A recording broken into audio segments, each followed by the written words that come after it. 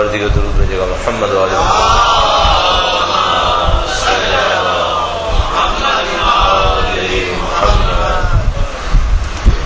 اعوذ باللہ من الشیطان الرجیم. بسم اللہ الرحمن الرحیم. الحمد للہ رب العالمین والصلاة والسلام على سید الانبیاء والمرسلین حبیب الہ العالمین بالقاسم محمد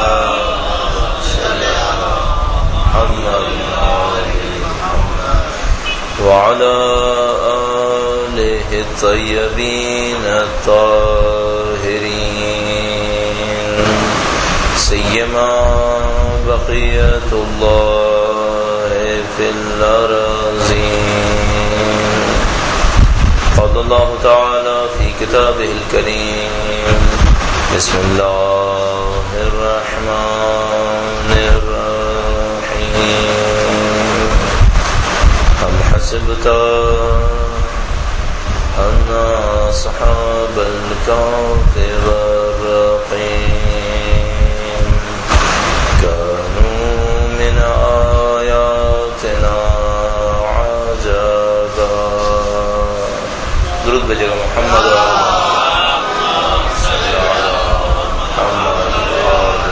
محمد.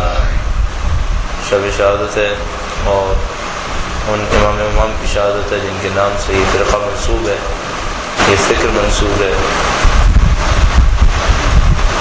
اس موقع پر صاحب اعضاء ان کے وارث ہیں پردہ غیبت میں تشریف فرما ہیں. اپنے امام کے حضور اس عزا کے موقع پر پیغام تسلیت بھجوانے کے لیے ایک بار درود بھیجے محمد و آل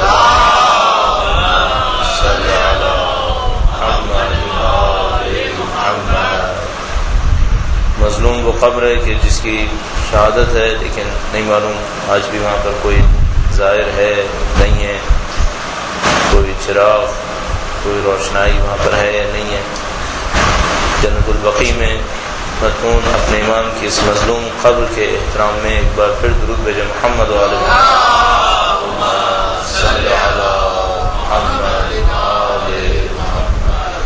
اور ایک بار اور درود اس دعا کے ساتھ کہ پروردگار انشاءاللہ ہمیں وہ دن دیکھنا نصیب فرمائے کہ اس جنت البقیع کے تمام مزارات پر عالی شان مزار تعمیر ہو انشاءاللہ.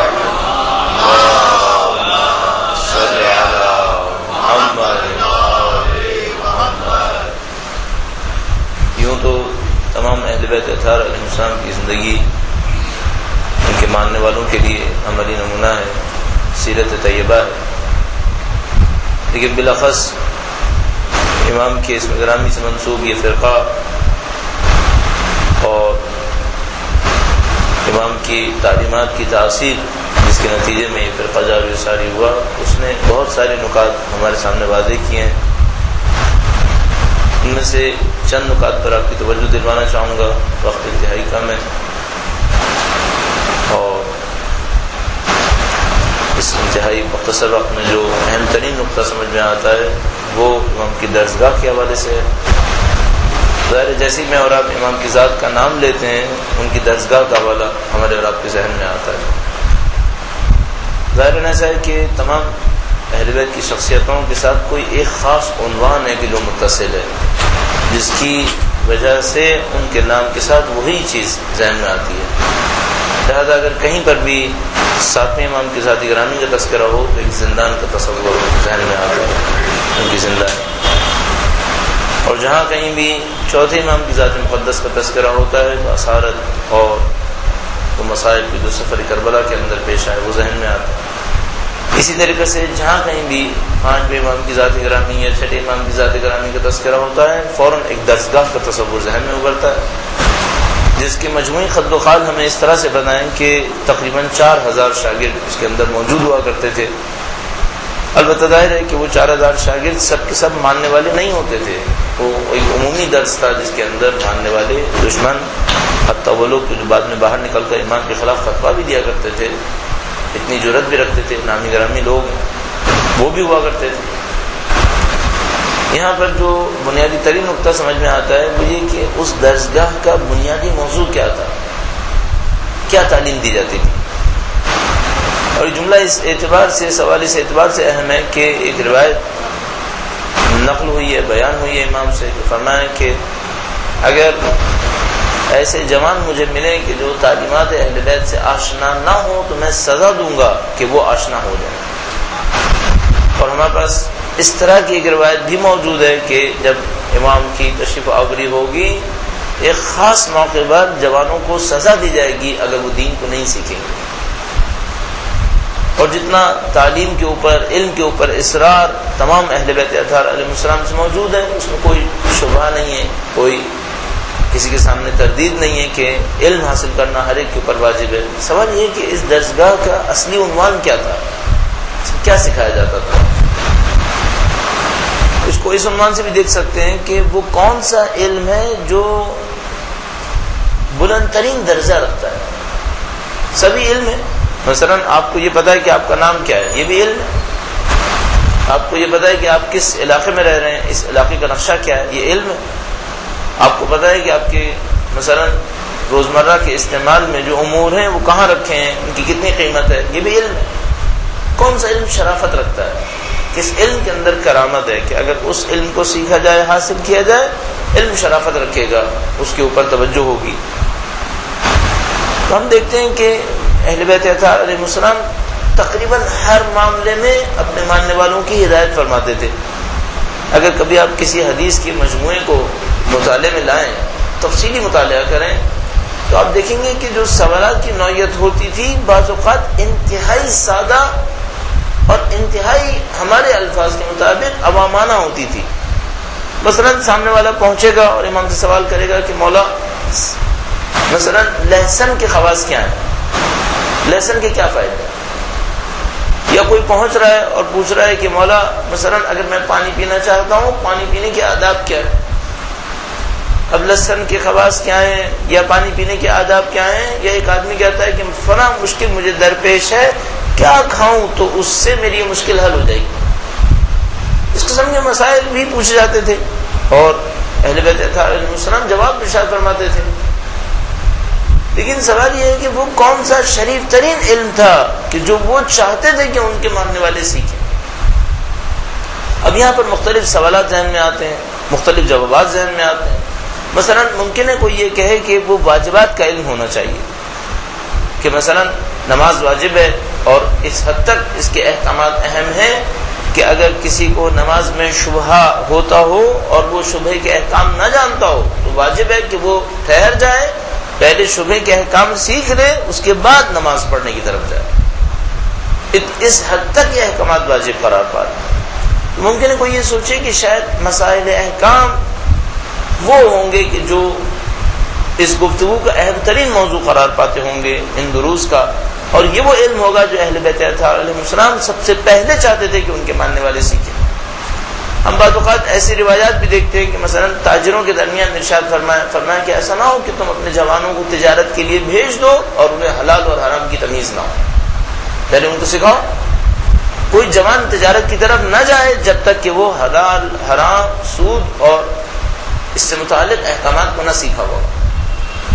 لیکن یہ احساس ہوتا ہے یہ بھی کم درجہ ہے، اس سے بڑھ کر اور درجات بھی ہیں۔ یہ سوال ایک اور لحاظ سے بھی اہم ہو جاتا ہے، وہ یہ کہ کس علم کے رکھنے والے کو معاشرے میں احترام دیا جائے، کون سا علم ہوگا جس کو احترام دیا جائے۔ مثال کے طور پر فرض فرمائیے آپ کے سامنے ایک آدمی آیا ہے اور وہ یہ دعویٰ کر رہا ہے کہ وہ علم عادات جانتا ہے۔ آیا علم عادات وہ شریف ترین، پاکیزہ ترین علم ہے جس کو اہمیت دی جائے؟ حتیٰ ممکن ہے کوئی یہ کہے جیسے علم جفر، ایک آدمی آیا آپ کے سامنے کہے میں علم جفر جانتا ہوں۔ آیا علم جفر وہ علم ہے؟ ممکن ہے کوئی یہ کہے کہ ہاں یہ بھی اہل بیت سے حاصل ہوئے ہیں، اصل علوم سارے اہل بیت سے حاصل ہوئے ہیں، کوئی علم ایسا نہیں ہے کہ جو اس در سے حاصل نہ ہوا ہو۔ اس در سے ہٹ کر جو کچھ انسانیت کو ملا ہے وہ جہالت کے سوا کچھ نہیں ہے، علم یہیں سے ملا ہے۔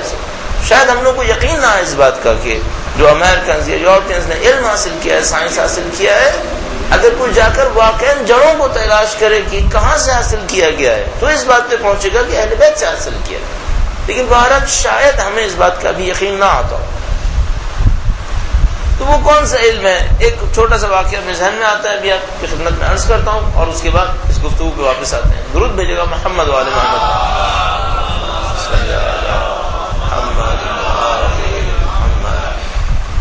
دو عرفا نجف اشرف میں ایک جگہ پہ تشریف فرما ہے، ایک آدمی ان کے پاس آیا اور اس نے کہا کہ آپ دونوں سعادات میں سے ہیں اور میں آپ کو ایک تحفہ دینا چاہتا ہوں۔ فرمایا کہو۔ کہا کہ میں اپنے علم کے ذریعے سے اس توانائی تک پہنچ گیا کہ خواب میں چھٹے امام کی زیارت کا شرف حاصل کروں۔ اللہ صلی اللہ علیہ وسلم۔ کچھ ایسا ہوا کہ میں امام کی زیارت پہ نائل ہوا اور میں نے امام سے کچھ درخواست کی اور امام نے درخواست قبول کر لی۔ کہنے لگا میں نے امام سے 3 درخواست کی، امام نے تینوں درخواستیں قبول کی۔ ایک درخواست میں نے یہ کی کہ میری زندگی میں معاش کا مسئلہ پیش نہ آئے، وہ درخواست قبول ہو گئی، میری زندگی میں کبھی معاش کا مسئلہ پیش نہیں آیا۔ ایک درخواست میں نے یہ کی کہ مجھے علم جفر دے دیں۔ کہنے لگا کہ میں بلند ہوا، اٹھا اور میں دیکھا کہ میں علم جفر جانتا ہوں۔ تیسری اس نے کوئی اور چیز مانگی تھی جو فی الحال میرے ذہن کے اندر نہیں ہے کہ اس نے کیا مانگا۔ اس کے بعد وہ کہنے لگا کہ میں اپنے علم جفر کے ذریعے سے جانتا ہوں کہ کل دوپہر میں نے دنیا سے جانا ہے، اور اس علم جفر کی جو طاقت میرے پاس ہے اس صلاحیت کے ساتھ حاصل ہے کہ میں کسی کو مرنے سے پہلے دے سکتا ہوں، اور میں آپ لوگوں کو دینا چاہتا ہوں اور آپ سے درخواست کرتا ہوں کہ آپ میرے اس علم جفر کو سنبھال لیجیے۔ دونوں بزرگ سادات نے کہا کہ نہیں، ہمیں ضرورت نہیں ہے۔ کہنے لگا کہ یہ تحفہ ہے کہ جو میں نے چھٹے امام سے حاصل کیا ہے، آپ کو ضرورت نہیں ہے۔ فرمایا ان کے در سے ہمیں اس سے بڑھ کر کچھ نصیب ہوا ہے، اس کے ہوتے ہوئے ہمیں اس کی ضرورت نہیں ہے۔ بڑا پریشان ہوا، اس نے یہ بھی پوچھا کہ اب میں کس کو دوں؟ بتایا فلاں کو دو، اس نے تخمینہ لگایا، کہنے لگا یہ اہل نہیں ہے، کوئی اور بتائیے، فلاں اس کو دے دو۔ اس کے بارے میں بھی ایک بات کہی، تیسرے کے بارے میں کہا کہاں یہ مناسب ہے، میں دے دیتا ہوں، دیا اور اگلے دن مر گیا۔ سوال یہ کہ وہ کون سی چیز تھی جو انہوں نے انہی امام کے در سے حاصل کی تھی جس کے ہوتے ہوئے علم جفر سے بے نیاز تھے؟ وہ کون سی چیز تھی؟ اسی طرح مثلا شیخ رجب علی خیاط کے حالات میں لکھا ہوا ہے کہ ایک آدمی ان کے پاس آیا اور اس نے کہا کہ میرے پاس 7 پراسرار علم ہیں، ان میں سے ایک مثلا علم کیمیا۔ علم کیمیا وہ علم ہے کہ آپ کسی بھی دھات کو سونے میں تبدیل کر سکتے ہیں، کسی بھی دھات کو سونے میں تبدیل کر سکتے ہیں، اور علم کیمیا رکھنے والے بھی حقیقت رکھتے ہیں۔ ممکن ہے کوئی سچ نہیں توہمات ہے۔ میرے ذہن میں ہے کہ ایک دفعہ اگر بہودینی کے پاس تھا اور کہیں گفتگو ہوئی تو انہوں نے فرمایا کہ انہوں نے دیکھا ہے ایک آدمی جو علم کیمیا کا ماہر تھا اور اس علم کے اوپر مہارت رکھتا تھا، کسی بھی دھات کو سونے میں تبدیل کر سکتا تھا۔ وہ ایک آدمی آیا ان کے پاس اور کہا کہ میں علم کیمیا جانتا ہوں، اور 6 اور علم نام دیے، سیمیا اور فلاں اور فلاں۔ کہنے لگا میں جانتا ہوں، میں آپ کو دینے آیا ہوں اور آپ سے درخواست کرتا ہوں کہ آپ لیں۔ فرمایا ہم نہیں لیں گے، ہم نہیں لیں گے۔ اور سوال یہ لوگ کس علم کے بدلے میں، کس علم کے ہوتے ہوئے ان تمام علوم سے بے نیاز ہوئے؟ وہ علم کون سا علم؟ اور ہمیں یہ احساس ہوتا ہے کہ شاید اہل بیت اطہار علیہ السلام کے در سے وہی حاصل کرنا سب سے بڑی فضیلت ہے، اور دنیا کو حاصل کرنا وہ پسترین چیز ہے جو اس بڑے خاندان سے مانگی گئی ہے، وہ پسترین چیز ہے جو مانگی گئی ہے۔ باقی دوسرے علوم ہیں جو مانگے گئے ہیں، مثلا عرض کیا آپ کی خدمت میں، کوئی علم جفر مانگ رہا ہے، کوئی علم کیمیا مانگ رہا ہے، کوئی علم سیمیا مانگ رہا ہے، سارے علوم مانگ رہے ہیں جن کے حد تک شاید میں سے نام بھی نہیں پتا کون کون سے علوم ہیں۔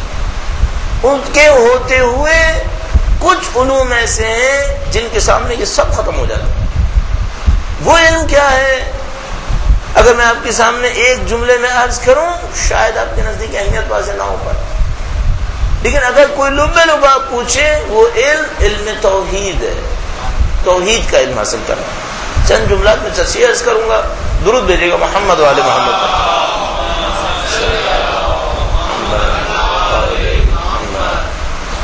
ہر علم کی اساس معرفت کے اوپر ہوا کرتی ہے.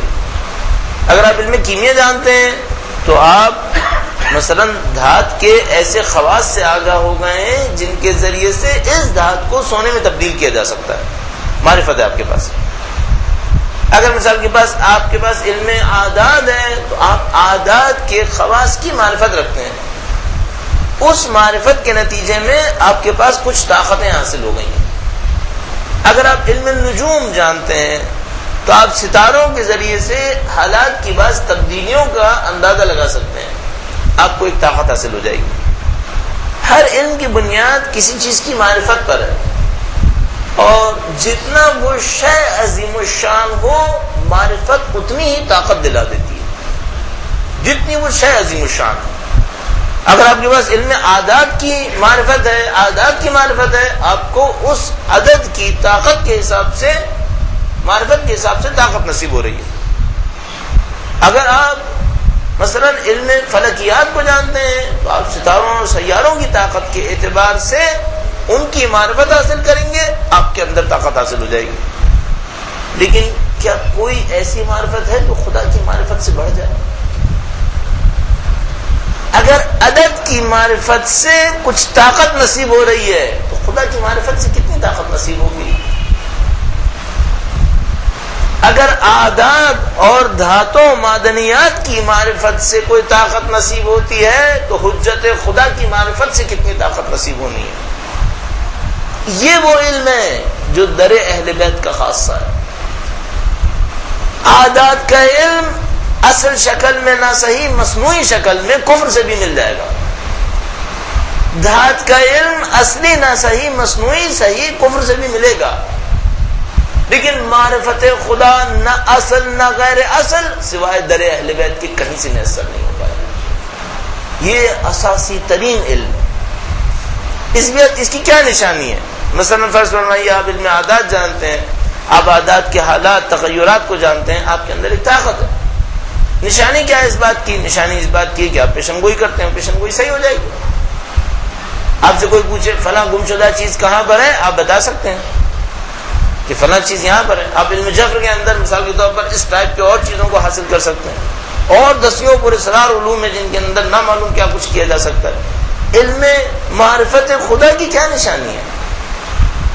اس سے کیا نصیب ہوتا ہے؟ ہم اس کے پیچھے کیوں نہیں ہیں؟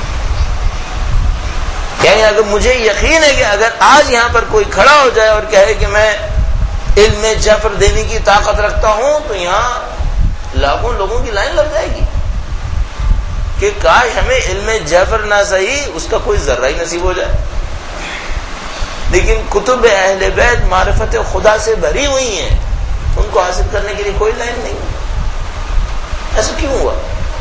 اگر میں آج آپ کو ایک کتاب دے سکوں جس کے اندر لکھا ہو کہ اس میں اہل بیت نے جعفر سیکھنے کا طریقہ بتا دیا ہے، آپ کی خواہش ہوگی کہ آپ اس کو حاصل کریں. لیکن آپ کو پتا ہے کہ ایک کتاب توحید شیخ صدوق ہے جس میں اہل بیت نے معرفت خدا حاصل کرنے کے طریقے بتائے، اس پر توجہ کیوں نہیں؟ اس میں فرق ہے. اس میں فرق جو ہے وہ یہ ہے کہ علم جعفر و اعداد، علم فلکیات و نجوم اور دوسرے پراسرار غیر پراسرار علوم، یہ سب کے سب دنیا کی خاطر ہیں. معرفت خدا دنیا کی خاطر نہیں ہے. معرفت خدا کسی اور عالم میں پہنچنے کی خاطر ہے. اور اہل بیت اطہار علیہ السلام کی نظریں اس دنیا پر نہیں ہیں، وہ کسی اور جگہ پر اپنے ماننے والوں کو عظیم الشان دیکھنا چاہتے ہیں. یہ دنیا نہیں ہے جہاں پر وہ عظیم الشان دیکھنا چاہتے ہیں. لہذا ایک روایت موجود ہے ہمارے پاس کہ کوئی 11ویں امام کی خدمت میں حاضر ہوا، درود بھیجے گا محمد وآل محمد،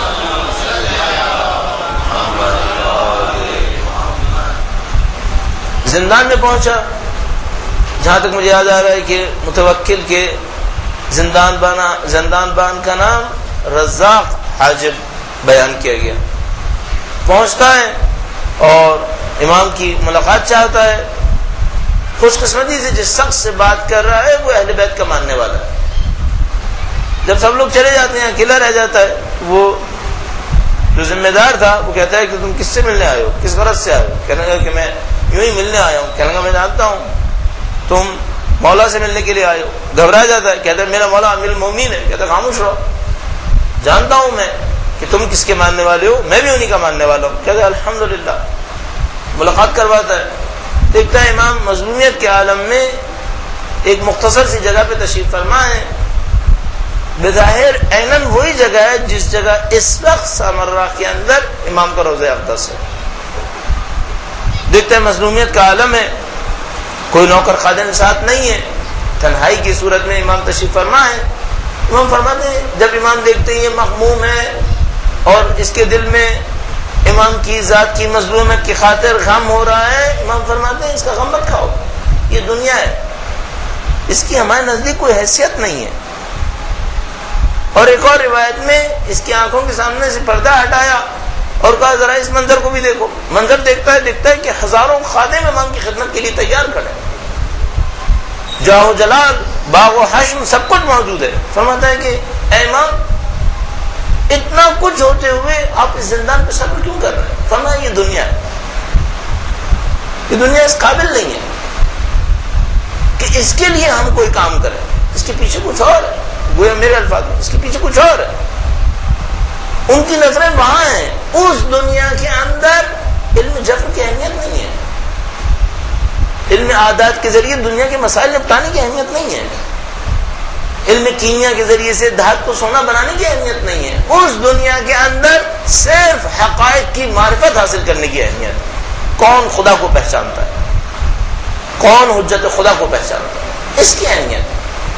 اس دنیا کے اندر کوئی پی ایچ ڈی کام نہیں آ رہا ہے, اس دنیا کے اندر کوئی ڈگری کام نہیں آ رہی, اس دنیا کے اندر کوئی دولت, کوئی رتبہ, کوئی مقام, کوئی شہرت, کوئی چیز کام نہیں آتی سوائے معرفت کے. وہاں معرفت چلتی ہے. اور یہ اصلی درسگاہ کا اصلی ترین موضوع تھا, لوگوں کو اہل معرفت بنایا جائے.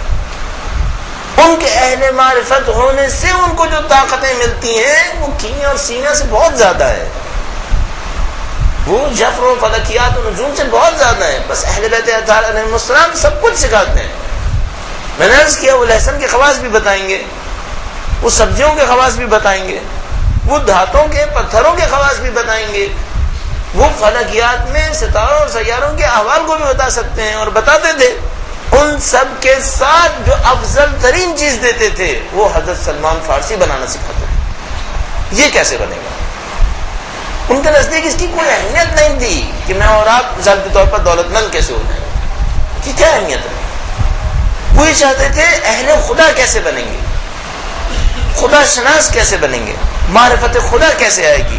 بدقسمتی سے آج ہم اہل بیت کا ماننے والا ہونے کے باوجود جس علم سے محروم ہے وہ یہ علم جس کی ہماری کتابوں کے اندر کوئی کمی نہیں ہے. مجھے تعجب اس وقت ہوتا ہے جب مثلا ہمارا کوئی جوان آ کے ہم سے کہتا ہے اہل بیت اطہار علیہم السلام نے مثلا ایٹمی توانائی کے بارے میں کیا سکھایا, فزکس کے بارے میں کیا سکھایا, کیمسٹری کے بارے میں کیا سکھایا. مجھے تعجب ہونے لگتا ہے.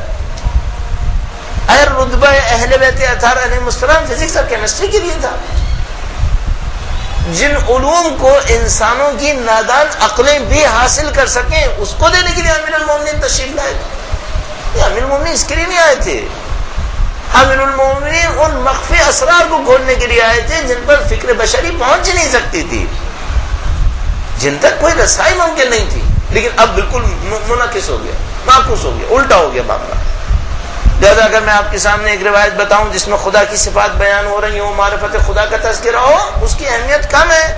لیکن اگر میں آپ کی خدمت میں کوئی روایت عرض کروں جس سے سائنس کی کوئی حقیقت ظاہر ہوئی ہے, اس کی اہمیت زیادہ ہے. اور اسی اعتبار سے میری اور آپ کی زندگی کا اٹھان بھی ایسا ہی کہ اب ہم اس موضوع میں ہے ہی نہیں کہ ہمیں معرفت نصیب ہو. مثلا ہم نے معرفت کی کم ترین سطح پر اکتفا کر لیا اور دوسرے ایسے علوم کے پیچھے جانے لگے جن کا ہم سے رابطہ قبر سے پہلے ہے, اس کے بعد کچھ نہیں ہے. مثلا ہمارے لیے اس موضوع میں اتنا ہی کافی تھا کہ ہم نے کہہ دیا لا الہ الا اللہ, اور نہیں پہچانا کہ لا الہ کا مطلب کیا ہے. ہم نے اتنا ہی سمجھ لیا کہ خدا متعال کی کچھ صفات ثبوتیاں ہیں, کچھ صفات سلبیاں ہیں. حکمت, قدرت, علم, رحمانیت، رحیمیت، یہ صفات ثبوتیہ ہیں اور کچھ صفات سلبیہ ہیں۔ آیا ان صفات ثبوتیہ کا اثر کیا ہے؟ عجیب بات یہ ہے کہ میں اور آپ مسلسل اہل بیت اطہار کی دعاؤں میں ان صفات اور ان اسماء حسنہ کا ذکر بھی کرتے ہیں اور کبھی اپنے ذہن سے نہیں سوچتے ہیں اسماء حسنہ کا تذکرہ کیوں ہے۔ مثلا کتنی آسانی سے میں اور آپ کہہ رہے ہوتے ہیں بفضلک ورحمتک، فضل کا مطلب کیا ہے، رحمت کا مطلب کیا ہے؟ ہم اور آپ کہہ رہے ہوتے ہیں یا حی یا قیوم برحمتک استغیث، حی اور قیوم کا مطلب کیا ہے؟ خدا کا حی ہونا کیا مطلب رکھتا ہے؟ خدا کا قیوم ہونا کیا مطلب رکھتا ہے؟ اصل اس حی و قیوم ہونے کی شناخت کیا ہے؟ اصل میں اور آپ اس بات پر یقین کر پائیں کہ خدا قیوم ہے؟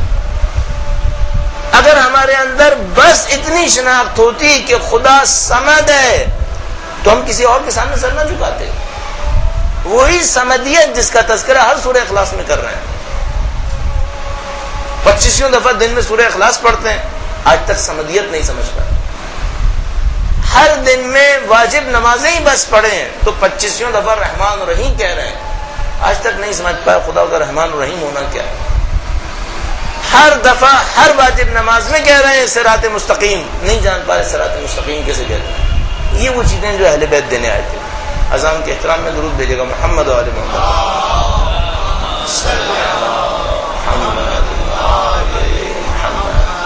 اچھا اس راستے پر کیوں نہیں گئے لوگ؟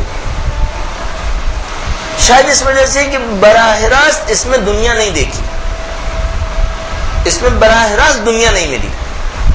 گرچہ عرض کرتا چلوں کہ اس میں جو دنیا ملنی ہے وہ اتنی زیادہ ہے کہ کسی دنیا کے پیچھے بھاگنے والے کو اتنی دنیا نہیں ملنی جتنا ان لوگوں کو دنیا ملنی۔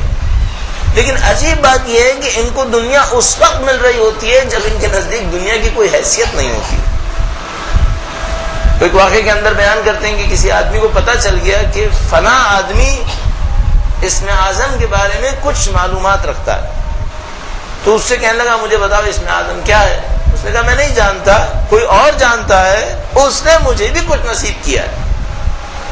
کہنے لگا اس آدمی کا بتا دو جو اسم اعظم جانتا ہے۔ کہنے لگا تو میں اہل نہیں ہوں اور نہ اس آدمی تک پہنچنا تمہارے لیے مناسب ہے، لہذا میں نہیں بتاؤں گا۔ اصرار کرتا ہے، کہتا ہے کہ اصرار کرتے تو کل صبح شہر کے باہر چلے جاؤ، شاید کچھ نصیب ہو جائے۔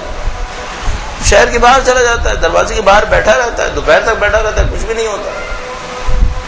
شام کو واپس آتا ہے اس کے پاس، کہتا ہے تم نے پورا دن میرا لگوا دیا، وہاں تو کچھ بھی نہیں ہوا۔ کہنا کیا دیکھا؟ کہنا پورے دن بیٹھا رہا، کچھ بھی نہیں ہوا، کوئی آ رہا تھا کوئی جا رہا تھا، کسی نے کوئی اسم اعظم نہیں سکھایا، کسی نے کوئی چیز نہیں بتائی۔ کہنے کوئی خاص منظر دیکھا؟ کہنے کا ہاں میں نے دیکھا ایک آدمی ایک بوڑھا تھا، وہ گزر رہا تھا، کوئی قافلہ جا رہا تھا، بہت مارا بیچارے کو، راستے میں آ گیا تھا، بہت مارتے رہے، اتنا مارا کہ میں دیکھ کر افسوس کر رہا تھا کہ کاش اگر تو مجھے اسم اعظم بتا دیتا تو میں اس اسم اعظم کی مدد سے اس بوڑھے کی مدد کر دیتا۔ کہنے کا بیوقوف، اسم اعظم اسی بوڑھے کو پتا ہے، اسم اعظم اسی بوڑھے کو پتا ہے جس کی پٹائی لگتی تم نے دیکھی ہے، اس نے اسم اعظم جاننے کے باوجود استعمال نہیں کیا۔ اس سے ہی سمجھ جاؤ کہ تم اہل نہیں ہو۔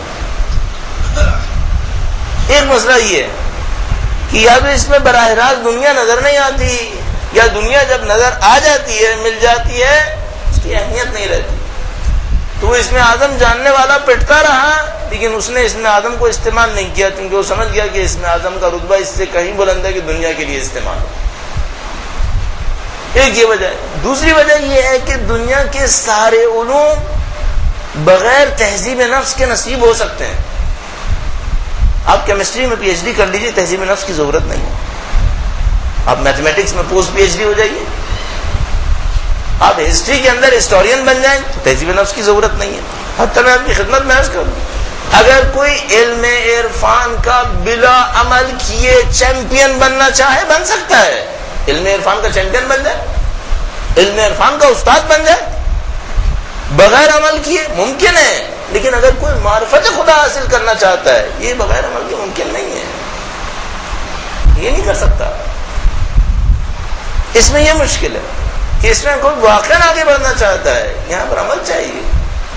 لہٰذا اہل بیت اطہار علیہ السلام کے خواص اصحاب تھے جو اس مقام پر فائز ہوئے، وہ اس جگہ پر پہنچ پائے، ان کو نصیب ہوتا تھا۔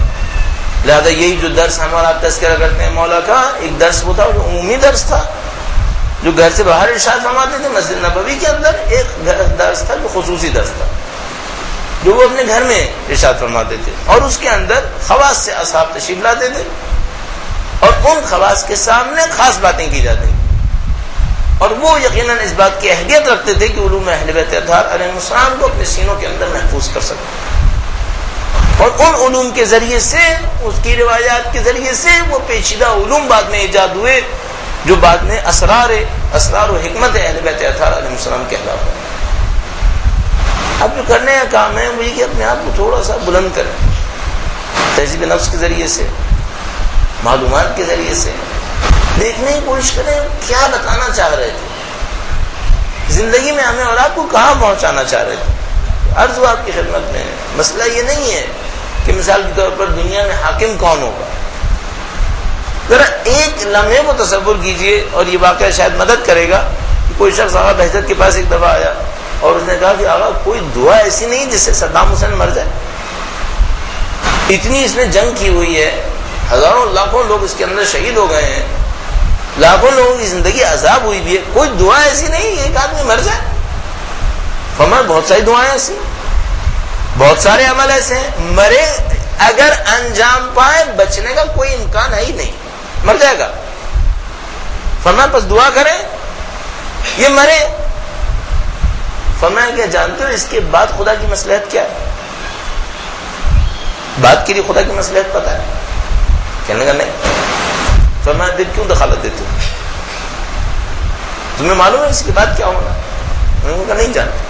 کہا اس کے بعد جو کچھ ہونا ہے اس میں مصلحت خدا یہ ہے کہ یہ باقی رہے. اب ہماری اور آپ کی آنکھوں کے سامنے جو کچھ اب ہو رہا ہے اس کے مقابلے میں انسان سوچنے میں مجبور ہو جاتا ہے واقعہ مصلحت خدا یہی تھی. نہیں معلوم کہ آغا بہجت واقعا اسی دور کو اشارہ کر رہے تھے، یہ اس کے بعد کچھ اور ہونا ہے کہ شاید وہ صدام کے دور سے کہیں زیادہ پیچیدہ تر ہو کہ وہ فرمائے کہ اس کے موت کی اتنی ایسی دعا کرنا جس سے وہ نابود ہو جائے فوراً، شاید مصلحت خدا میں نہیں ہے. یہ علوم کون حاصل کریں گے؟ ہم لوگوں کے لیے تھا کہ ہم لوگ تہذیب نفس کرتے، خدا تعالیٰ کی دی ہوئی معرفت میں آگے بڑھتے. خوش قسمتی سے ممکن تھا، بدقسمتی سے ہم نے ہمت نہیں کی. خوش قسمتی سے راستہ کھلا تھا، بدقسمتی سے ہم نے توجہ نہیں دی. اور نہیں معلوم کب وہ دور آئے گا کہ ہم لوگ ان باتوں پہ توجہ دینا شروع کریں گے. اگر کوئی چاہتا ہے ابتدا کرے، کہاں سے ابتدا کرے؟ اصولی ترین گفتگو سے. نماز میں توجہ دے، اپنی زبان کو پاکیزہ کرے، اپنے اعمال کے اندر پاکیزگی لائے، دو رخی ختم کر دے، اوپر سے کچھ اندر سے کچھ بند کر دے، سچائی کا راستہ اختیار کرے، کسی کے لیے برا نہ سوچے. وہ سادہ ترین اصول. اور وہ ایک جملہ اور آغا بہجت کا عرض کرتا چلوں کہ کسی نے پوچھا کہ آغا ہمارے پاس استاد نہیں ہے. فرمایا اگر تم صحیح طلبگار ہو، لب لباب یہ تھا کہ اگر تم طلبگار ہو تو خدا در و دیوار کو تمہارے لیے استاد بنا دے گا. استاد کی کمی نہیں ہے یہاں پر، یہاں شاگرد کی کمی ہے. یہاں استاد کی کمی نہیں ہے، یہاں شاگرد کی کمی ہے. وہ نہ خدا ہادی ہے، وہ قادر متعال صاحب ہدایت، کیا ہمیں ہدایت نہیں دے سکتا؟ کیسے ممکن ہے کہ ہم ہدایت طلب کریں؟ وہ 1,24,000 انبیاء کو بھیجنے والا میری اور آپ کی ہدایت کے لیے کچھ نہ کرے، کرے گا نہیں. ہم شاید مانگنے میں کوتاہی کر گئے. اور یہ جو درسگاہیں تھیں ان سب نے ہمیں یہ بتانا چاہا تھا کہ اصل موضوع کیا ہے جس پر مجھے اور آپ کو توجہ دینی تھی. لہذا تمام تعلیمات اہل بیت میں کہیں میرے اور آپ کے لیے نہیں آئے گا علم اعداد حاصل کرو، علم جہر سیکھو، نہیں آئے گا ہمارے لیے. لیکن ہمارے پاس آئے گا بار بار اپنی نمازوں کو صحیح انجام دو، اپنی زبان پہ سچائی لاؤ. ان کو نعوذ باللہ تعالی کہ اہل بیت نہیں جانتے تھے موضوع کون سا اہم ہے. کیوں اتنی تاکید اس بات پہ کر رہے تھے کہ نماز واجب انجام دو؟ جیسے کہ ابھی آپ نے مرثیہ میں سنا، فرمایا کہ جو نہیں انجام دے گا شفاعت نہیں ملے گی، مشہور ترین روایات میں سے ایک. اگر ہماری اور آپ کی کامیابی کا راستہ علم جعفر میں ہوتا تو جتنی تاکید نماز میں کی تھی علم جعفر کے لیے کیوں نہیں کی؟ جتنی تاکید سچائی کے لیے کی تھی علم عادات کے لیے کیوں نہیں کی؟ علم نجوم کے لیے کیوں نہیں کی؟ انہوں نے تاکید ان موضوعات پر کی ہے. بقول کسی کے کہ اگر قرآن کریم انسانوں کو ہدایت دینا چاہتا ہے اور 60 سے زیادہ دفعہ نماز پہ اصرار کر رہا ہے تو کیا کوئی اور چیز ہو سکتی ہے جو زیادہ ہدایت دے سکتی تھی؟ اس پہ کیوں اصرار کیا؟ خوش قسمتی سے یہ ہمارے پاس ہے، ممکن ہے، بدقسمتی سے کہ ہم متوجہ نہیں ہیں. خوش قسمتی سے میں اور آپ نماز پڑھ رہے ہیں، بدقسمتی سے یہ کہ اس کی شرائط کے ساتھ نہیں پڑھ رہے، ورنہ ہم کہیں اور پہنچ جاتے ہیں. ہم لوگ بھی کسی راستے کے اوپر چل نکلتے ہیں. نہیں کہہ رہا کہ ہم لوگ معجزات کرتے پھرتے اور پتہ نہیں مدعات کو تبدیل کرتے، لیکن اتنا ہوتا خدا شناس ہو جاتے، خدا کو پہچان لیتے، بہت سارے معاملات کم توجہ ہو جاتے ہیں ہمارے لیے، اہمیت ختم ہو جاتی، اور جن چیزوں کی اہمیت ہوتی ہے وہ ہمیں حاصل ہو جاتا. اور یہ سارے راز ہمارے سامنے مرتے ہی کھلنے ہیں. جو راز انہوں نے اپنی روایات میں ہمارے سامنے کھول دیے ہیں، ہم نے نہیں پڑھے، نہیں توجہ دی، یہ سارے راز مرتے ہی کھلیں گے. خدا نہ کرے وہ یوم حسرت نہ تبدیل ہو جائے کہ موت کا لمحہ حسرت کا لمحہ نہ بن جائے. لہذا انہوں نے راز کھول دیے. اور جیسے کہ ابھی ہم نے روایت سنی کہ جب امام اس دنیا سے تشریف لے جانے لگے، اہل خانہ کو جمع فرمایا، فرمایا یہ مت سوچنا کہ کوئی ہماری قرابت داری کی وجہ سے شفاعت حاصل کر لے گا. اور اگر کوئی امام کی قرابت داری کی وجہ سے شفاعت نہیں لے پائے گا، ہم کہاں سے لے پائیں گے؟ سوائے یہ کہ فرمایا نماز کو اہمیت دو. فرمایا تصور بھی نہ کرنا کہ ہماری قرابت داری کی وجہ سے شفاعت ملے گی اور تم نماز کو اہمیت نہیں دیتے ہو. فرمایا نہیں ہوگا. شاید یہ جملہ ہمارے لیے حجت ہے. صاحب شفاعت فرما رہے ہیں کہ ہم شفاعت نہیں دیں گے اگر تم نے نماز کو توجہ نہیں دی. کن کو شفاعت نہیں دیں گے؟ ہم اور آپ کو نہیں، جن کی قرابت داری 1400 سال کے فاصلے پر ہے. ان کو جو براہ راست قرابت دار ہیں ان کو بھی نہیں دیں گے. اس سے بڑھ کر کیا حجت ہو سکتی ہے ہمیں؟ اس سے بڑھ کر کیا واضح ہو سکتا ہے؟ شفاعت کا اطمینان وہ کرے جس نے ان کی بات پر عمل کیا اور صراحت کے ساتھ بیان کیا. اور اس توفیق کو حاصل کرنے کے لیے کہ خدا کسی کو توفیق دے دے، اہل بیت اطہار علیہ السلام کے در کو در توسل بنا دیا خدا کہ اگر تمہیں یہ احساس ہوتا ہے کہ شاید تمہیں توفیق نہیں ملے گی تو توفیق کو حاصل کرنے کے لیے اہل بیت اطہار کے در پہ چلے جاؤ، ان کے در سے مانگو. اور جب ان کے در پہ پہنچتے ہیں، ان کے در سے مانگنے کی کوشش کرتے ہیں تو فرمایا یہ در در کریم ہے، یہ کرامت والوں کا در ہے. کرامت والا کون ہوتا ہے؟ کرامت والا وہ ہوتا ہے جو مانگنے کا انتظار نہیں کرتا، محتاج کو یوں ہی دے دیتا ہے. صاحب کرامت وہ ہوتا ہے جو محتاج کو ضرورت کے مطابق نہیں دیتا، ضرورت سے بڑھ کے دیتا. صاحب کرامت وہ ہوتا ہے جو دینے کے بعد بس نہیں کہتا، کہتا اگر اور ہوا تو اور دیں گے. صاحب کرامت، در صاحب کرامت. اگر در در کریم ہے تو میں کہوں گا پھر در فاطمہ کتنا کریم ہے.